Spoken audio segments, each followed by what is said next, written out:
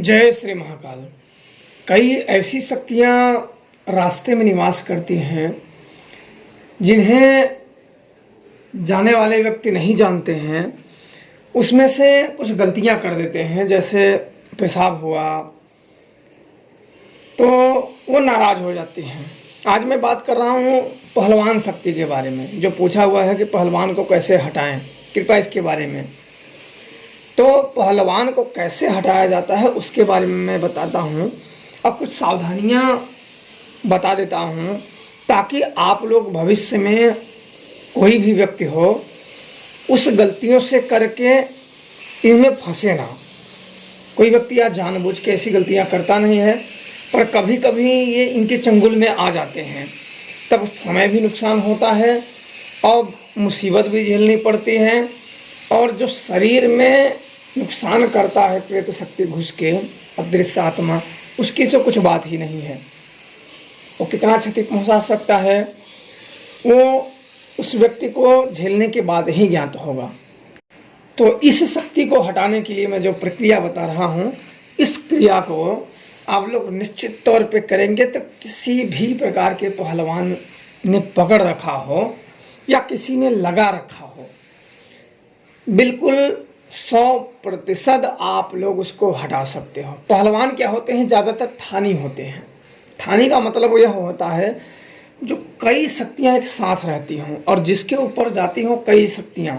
ब्रह्म हुआ, पहलवान हुआ, हड़कसा हुआ और शायर हुई, उसमें से 6 शक्तियाँ ऐसे गणंत में होते हैं। गणंत एक अलग शक्तियाँ होती हैं जो औरतों को पकड़ती हैं, जिसमें बच्चा उत्पन्न होने में, उनको गर्भ रुकने में बहुत सारी दिक्कतें होती हैं या होता ही नहीं है, उसको गणंत होते हैं। उसमें भी कई 6-7 शक्तियाँ निवास करती हैं, जो उनका यही होता है कि बच्चे ना पैदा होना। अब पहलवान में होता है थानी होते हैं और इनके साथ ब्रह्म भी होता है। ब्रह्म क्या करता है? बताता भी बहुत जबर है।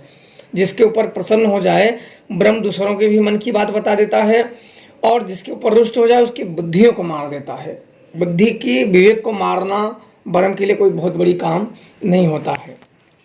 और कई बार में तो इनके साथ जिन्न भी देखे गए हैं। ये मैं अपने अनुभव, जो मैं हटाते समय जो मैंने समस्याएं फील की है, जो मैंने बुलाया है लोगों के शरीर पे इन शक्तियों को, और उन्हीं से पूछी हुई बातें मैं आप लोगों के साथ बता रहा हूँ। जब किसी के ऊपर बुला लिया जाता है तो कौन है, कैसे पकड़ा है, क्या है, कौन है, तो जितनी शक्तियाँ, मेरा जो ज़्यादातर ज्ञान होता है वो प्रैक्टिकल होता है, वो शरीर पे बुलाई हुई, उनसे पूछा हुआ ऐसे ज्ञान होता है।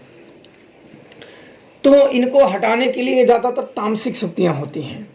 अधिकांश ये तामसिक होते हैं और तामसिक ही इन्हें भोग प्रिय होता है, पसंद होता है, और ये तामसिक ही लेना चाहती हैं। इस बात का आप लोग विशेष तौर पे ध्यान रखें कि इनको तामसिक ही भोग अर्पण किया जाता है।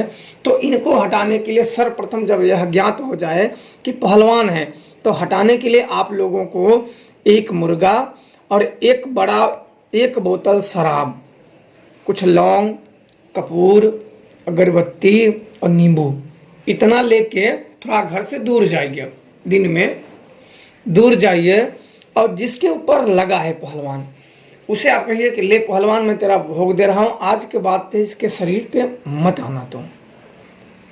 उसको कहने के बाद वो मुर्गे उसे दे दो, शराब दे दो, गांजा भी हो तो गांजा भी दे दे, गांजा ना हो तो नींबू काट दें, कुछ लौंग दे दें, लौंग में कपूर जला के उसमें कुछ लौंग दे दें, और एक चाकू ले ले, 3 वचन काट दें, मतलब 3 पाइयाँ अपने वचन के कि जा पहलवान, आज के बाद जो फला व्यक्ति, जो उसका नाम हो, जिसके ऊपर प्रेत बाधा है, जिसके ऊपर प्रेत बाधा है, उसका नाम लेके कि आज के बाद इससे शरीर से तेरे से कोई लेना देना नहीं है, इसके शरीर तू हमेशा हमेशा के लिए छोड़ दे। कोई भेजा होगा, किसी ने किया होगा तो भी चला जाएगा, पर बशर्ते ये होता है कि किसी ने भी भेज रखा हो तो उसमें आपको डबल पूजा देनी पड़ती है। ध्यान रखना इस बातों को।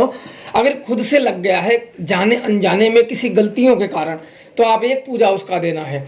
किसी ने आपको जानबूझ के लगा दिया है, किसी ने भेज दिया है, तो आप उसी के ऊपर उलट, इस शक्तियों को उलट सकते हो, उसको डबल पूजा देके जिसने भेजा है उसी के ऊपर आप बड़े आराम से उलट सकते हो। डरने की बिल्कुल ज़रूरत नहीं, जैसे मैंने बता दिया है, 100% बड़े ही आराम से निकल जाएगा, चला जाएगा, और सामने वाले को जिसने भेजा है अगर डबल पूजा देगा भेज देंगे तो उसको ही दंड देगा जिसने भेजा हुआ है। तो निश्चित तौर पे काम करेंगे तो आपकी पहलवान की जो दुखी की समस्या है, हटाने की समस्या बिल्कुल जड़ से निकल जाएगी। आप इसे करके देख सकते हो। करें और खुश रहें।